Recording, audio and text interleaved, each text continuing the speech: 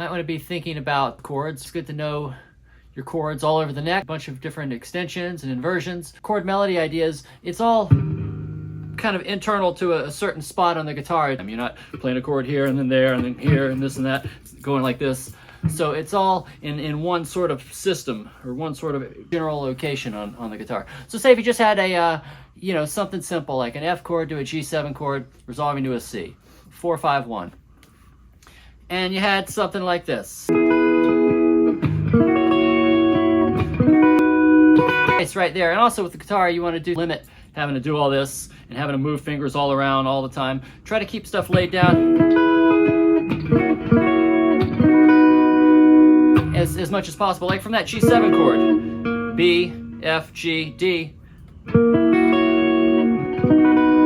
keep a first finger planted through the whole thing. I don't, and then have to piece it all back on. So when playing this kind of stuff, you want to look for fluidity of motion and try to not keep things moving around with your left hand all the time. Make it as easy for yourself. So if you had like this F chord,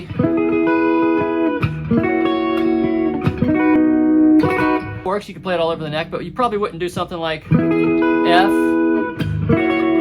G7 to C. I mean, you could, but it's you're gonna find that you're kind of fighting yourself if you have to rely on like one chord, 2 places on the neck, and that's it. Whatever chords you're doing, triads, 4-note chords, in as many inversions as possible. It's a good thing to play a chord from every degree. Just know it from every degree, and you could do it beyond that. Try to play it starting on every string. If you had a G7 chord, we'll just do it some 6-string shapes, 5-string shapes, 4-string shapes, 3-string shapes, and we'll start on every degree. Just do this real quick. G7 or G7, the G in the bass. There it is again with the 3rd in the bass.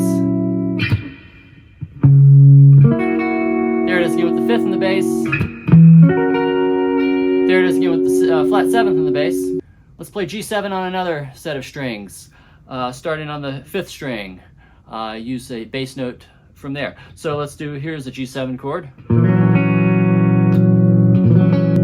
B, F, G, D, 3rd in the bass. Here it is with the 5th in the bass. There it is with the flat 7th in the bass. There it is with the root in the bass. Then we get to the next octave. All right, let's try it on the 4 sets of strings, or another set of 4 sets of strings, because that was A, D, G, and B strings. Let's do the D for G7. So here's another one. F, B, D.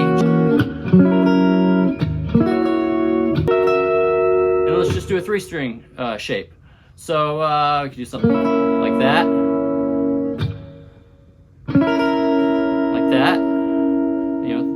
F, G, or D, F, B rather.